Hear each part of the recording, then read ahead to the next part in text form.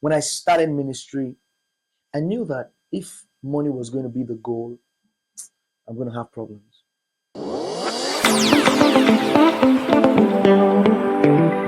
All right, guys, you know how we do it. It's the Open Box Chat Show, and here we are. You know him already, but I'll just allow him to introduce Please let me himself. introduce myself.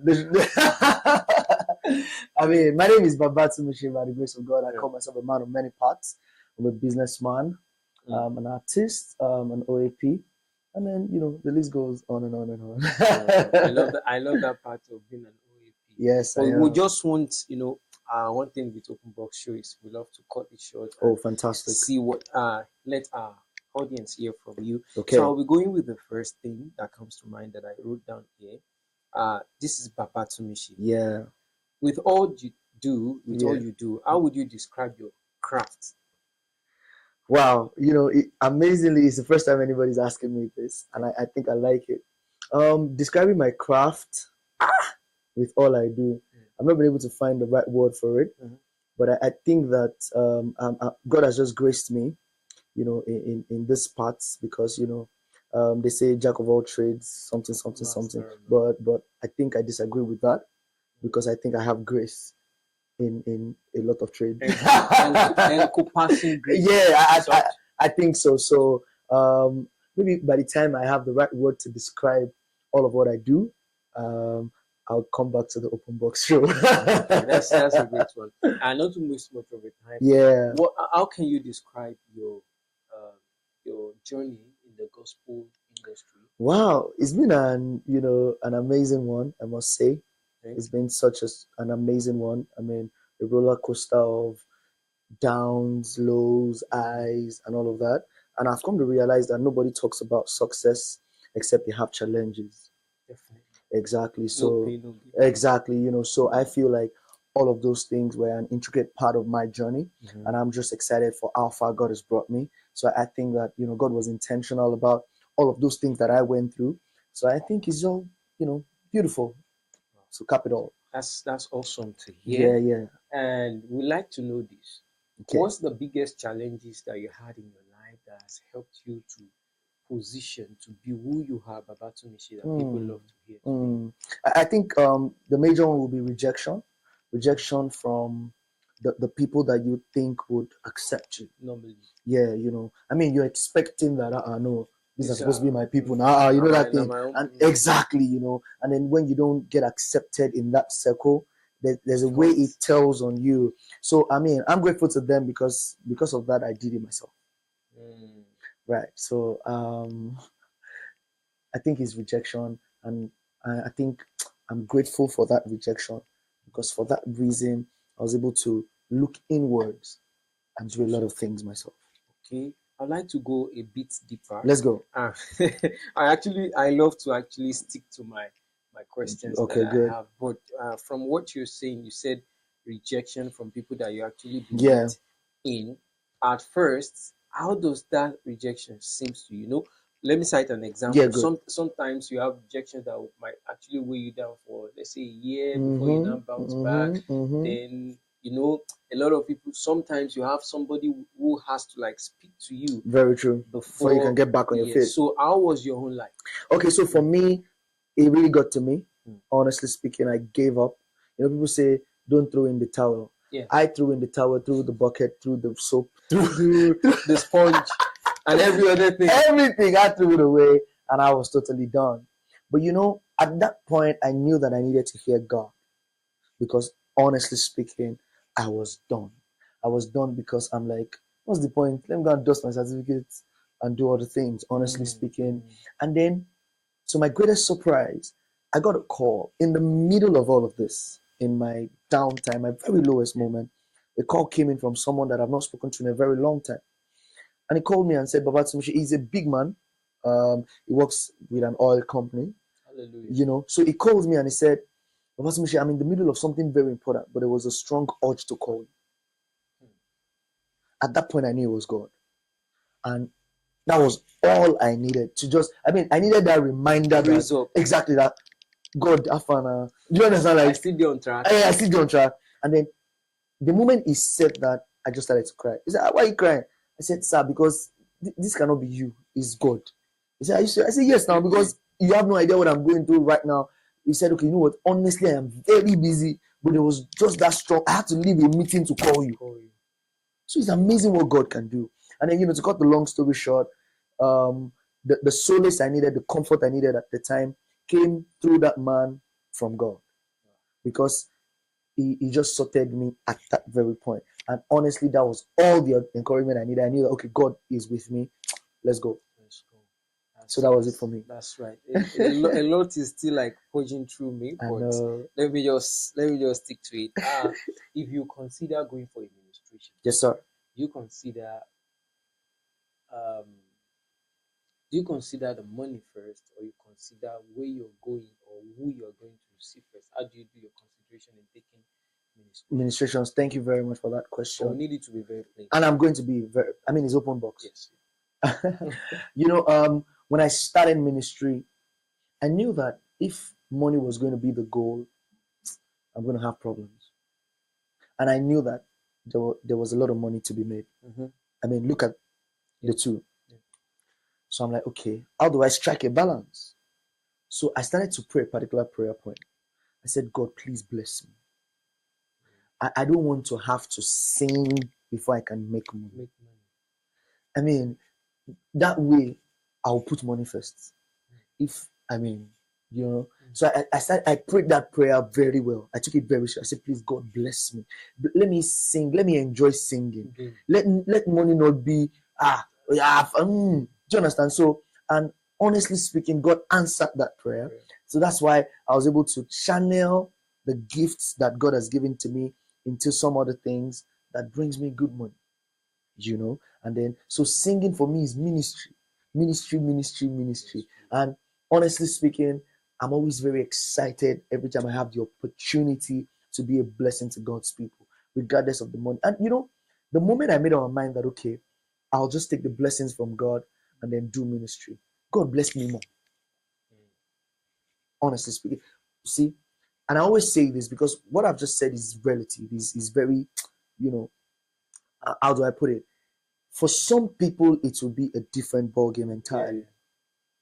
So what has worked for Mike Abdul might not work for Babatunmise. What has worked for Nathaniel Bassi might not work for Dunsi Oyekon.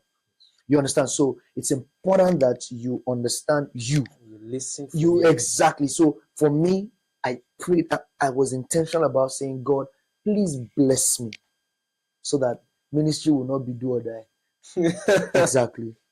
Okay, can you tell us 2 things you missed while growing up that you feel like you should still do that you cannot really do now? Oh, I like that. I'm loving the questions. That I feel that I should still do, but I can no longer 2 do. things, yeah. 2 things. Jumping on bikes. Okay. Yeah. Oh my God. So yesterday I was somewhere, and after the administration, the man of God said, where's your wife? And then so I said, okay, let me tell her to come. So I called her, babe, come around. The man of God asked after you and all of that stuff. So she came. I told the protocol that she'll be trying to park. Please help me get her. And then she came inside. I'm like, where did you park? So I came on bike. You need to see the joy on her face that she came on bike. You don't understand. I'm like, Jesus, how? Saying, because I knew that if I should drive, I'll be late and all of that stuff. And they were looking at ourselves like, wow, it's the first time my wife will take a bike this year. And a part of us, we were laughing, but I said, babe, it's a testimony. A major one at that, So I missed that. She was recording herself on bike.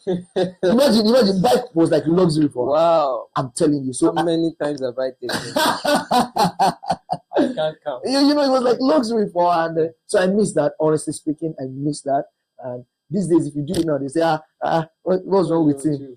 He's amazing. And I miss buying roasted corn on the road. Oh my God. I eat roasted. I love to eat roasted corn. Be able to price myself.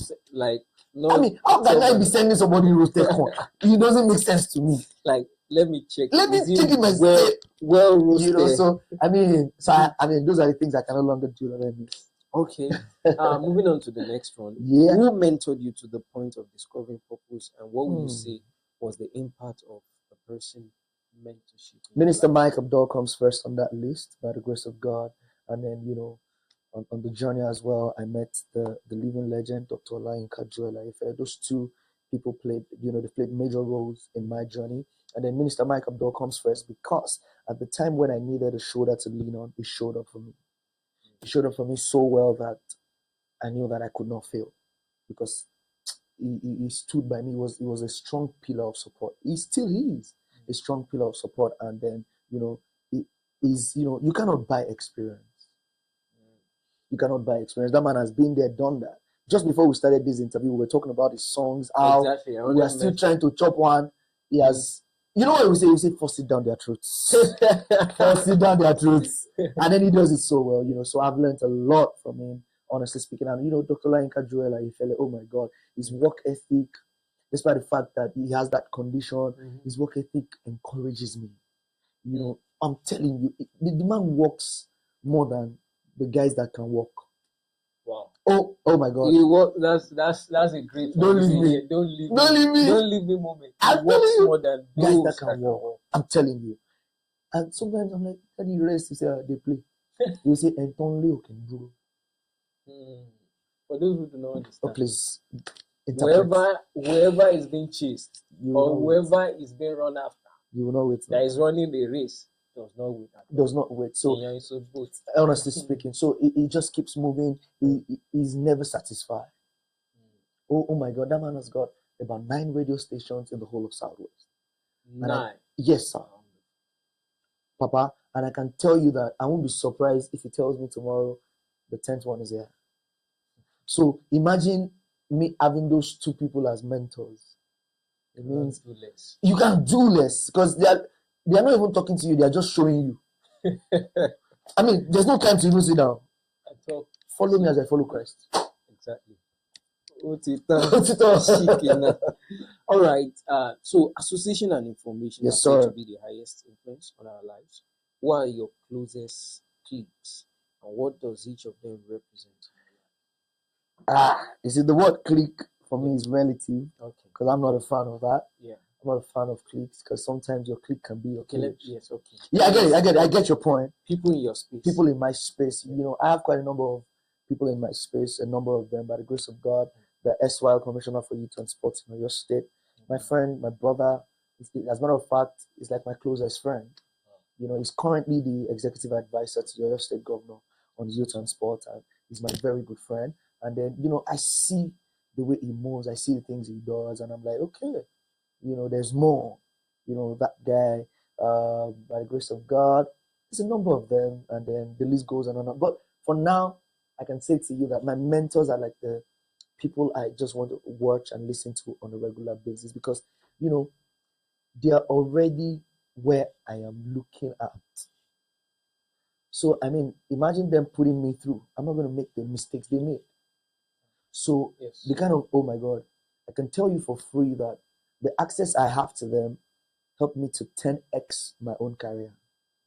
And it has been very helpful. So, are you considering going into politics anytime soon? Wow, people have asked me this time and time again. But honestly, I've never thought about it. But maybe because of some of the things that I do, that's why they think that I have a political ambition and all that stuff. But I do not have a political ambition. But if there's an opportunity to serve, the good people of your state, I will. But honestly speaking, it's not a part of my plan. I have a 20-year plan. And honestly speaking, politics is not even on the list. I'm telling you. But if it comes, why not? There are 2 things I want to jump at. But let me just not bite my own tongue myself. So the first is, what would you advise Christians to do or let me say in politics?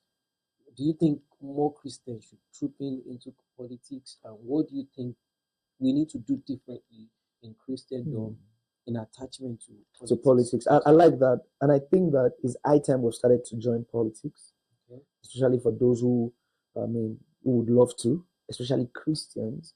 Because see, whether you like it or not, the decisions they make in the House, the legislators, the bills that they pass, in some way it will affect you. Oh my God. I'm just doing my thing, they play. Imagine that you are doing business and you just pass one bill that you can no longer import what you are selling. What can the righteous? Nothing. See how what they've decided has affected you in your house.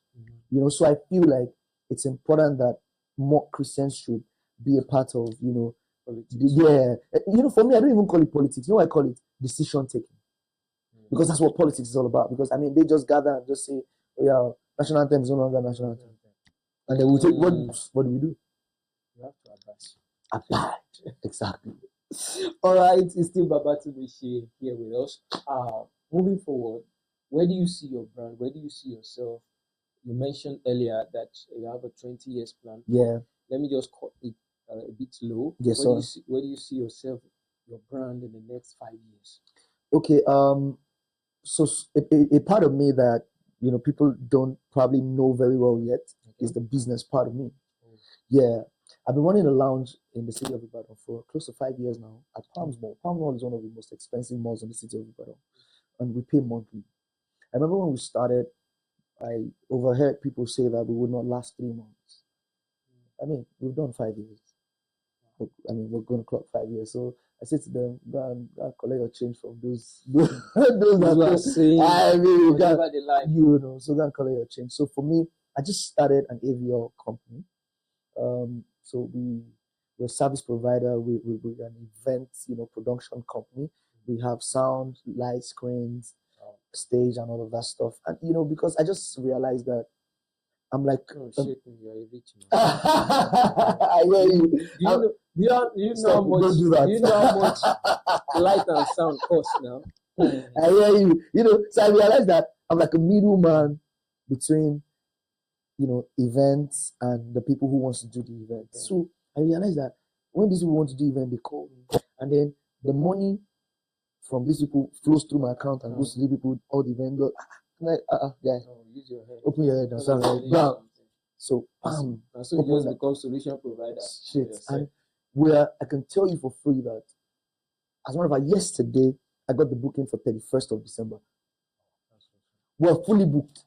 In fact, right now as I speak, my guys are in Abeokuta setting up sound. And I'm here in sorry, for the sake of this interview, I'm not yet booked for the whole in December. I'm a master of ceremony. Help me tell Dr. You know, I'm a master of ceremony. It's not booked yet. I'm not yet booked. So let's leave. I know they follow. No, now my equipment they booked, not me. It's still part of your money now. So I think that's the part that, you know, I'd love for people to know very well. The event company side of me is the Babatunmise event company, and then by the grace of God, we're trying to retell the narrative of event production. We've seen people do stuff, and then, you know, big shout out to everybody who's doing it. We've seen people do stuff, but we're coming with that young blood to retell the narrative. That's awesome. There's a lot inside of me. There's a lot wanted to say.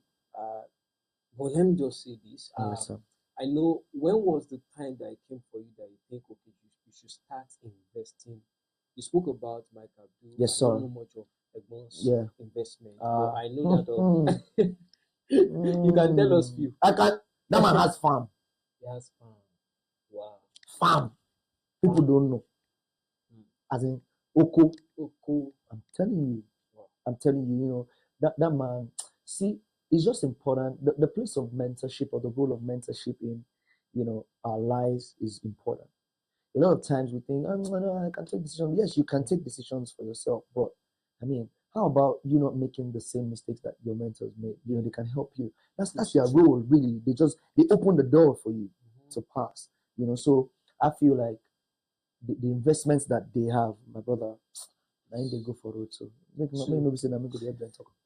so it came to your mind, I believe, at the point that, okay, this money that are coming in, let me channel it through all those media. Yes.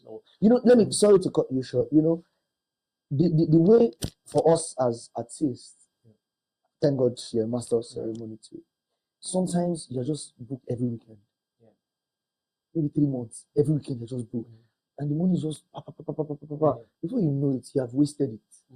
Before you buy suits, you buy clothes. Oh my God! You just before you know, you're like, what has happened? So thank God. I remember one day, Dr. Nkaifele called me to his office. Said, "Boy, show me." I said, "No." Said, show all right. For me, for so she bank up for me. Baba, that money did not sleep in my account that night. We bought land that day. Wow. Look at that. And right now, I know that if I want to sell that land now, it's probably times 7. Mm. So you understand? So at that point, They help so you see ahead I mean, of time. at that point when he was doing it, I was like, daddy, it's my money now. You know, Actually, it's my money. It was in the plans. that's it. But I'm grateful to God that He took that decision for me. Today, the rest is history.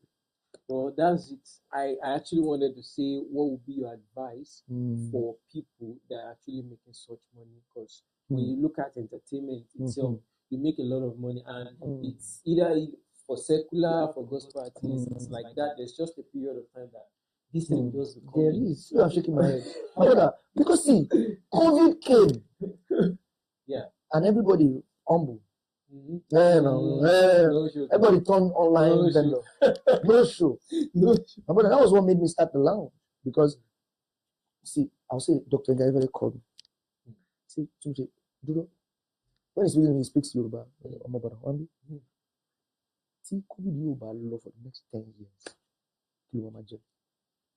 Wow. It was that time I knew that I mean, look at that. Yeah. He asked me that question. I'm like, yeah, sir, very true. Of course. I said, sir, I'll get back to you. I said to me, sir, what can I do? What can I do outside of it? And then, you know, like play, we started it. So, I mean, I'm good. So that's just I need not to ask for, like, the advice when concerning investment. Honestly. When you're making money as a gospel artist, please invest. If God is, but I believe God should, just make sure that you are investing in please something. It's important. No, this you matter. Can see the way he's shaking. He even closed his eyes. Please, I'm serious because see, I've been there. There was a time that I was also always spending money anyhow because I was making it every weekend. So I was doing this way. Next weekend we bought. I thank God you can relate. Next weekend we move. But all of a sudden, I can't repeat. You're just there. And one thing, let me just add to it. I know we are taking time on this episode, but it's important. Yeah. And sometimes you might not know. Sometimes you have to like calculate yourself and just tell yourself that what you're earning per weekend is what someone will gain for 2 months' salary. So when you start thinking that way, I believe you do better. Diversify. Yes, sir. So that's it. Before we call it a wrap, yes, sir. There are 2 things I want you to do. I want you to sing your favorite song for us on this open box show. So your favorite. I was thinking, maybe you go Sasiko. 2. Okay. One from Mike Abdul, one from Dr. Inka Ifele. So I'll start with Dr. Inka Ifele. Ìgbàgbọ́, ìrètí, ìlérí tí kò ní pẹ́, ìlérí tó tètè ń já sáyọ̀, Ọlọ́run lèmi fẹ́, ìgbàgbọ́ mi dìrọ̀ mọ́ bàbá gbọ́ tèmi. That song is powerful. No, the song is powerful. I mean, my faith looks up to thee. That's what the song is. God, not well. Like it's you, as in Baba, you know, and this. I know nothing about it. You wrote the plan, you did it. You are my maker and my designer. That's my Cabdo song. I say, is that not the song? No, we should do collaboration. Anytime. Help me tell them. I interviewed him too. So yeah. 2 of us can do collaboration. So once you just sing it and you're singing, I will just be shouting. Energy. Oh no.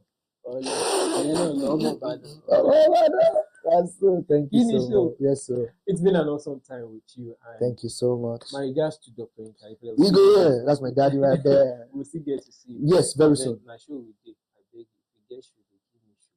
What they look me. Shut cut. Emma T cut. Ashiwa ready to. Cut first. Emma cut. Sure. Come cut. Cut. All right. Before we call it a wrap, yes, sir. I would just like you to send an advice, yes, sir, for those who are still coming, and those who, let's not even forget people who are still coming, people who are still in this age, in this generation, who are pulling through, still need advice. What would be your advice? Straight up, the success, the magic, the breakthrough that you're looking for is in the work that you are avoiding. See, there's no shortcut. Do the work. Just do the work. I mean, do the work. That work they are trying to shortcut, you will still come back Yeah. and do the work. So do the work. I mean, I still work in a radio station as an OAP. And every Sunday morning, I'm on air by 5 a.m. That's a lot of discipline. Oh my God. It is a lot by 5 a.m. and I've never missed my show. And I'm weekends, of course. I mean, there were days that I'll be in Lagos and I'll drive in the middle of the night so that I can make my show for 5 a.m. And it cannot be salary that is driving me. No. It's because I know that my work is important.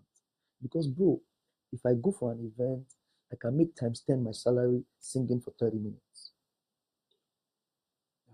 I mean, do you understand? So it cannot be that it's because of high service or salary that is pushing. Minus the spring. Thank you, minus. Do you understand what I'm saying? So I've seen it as ministry. Oh my God. In fact, I feel like if I miss my show, something is missing.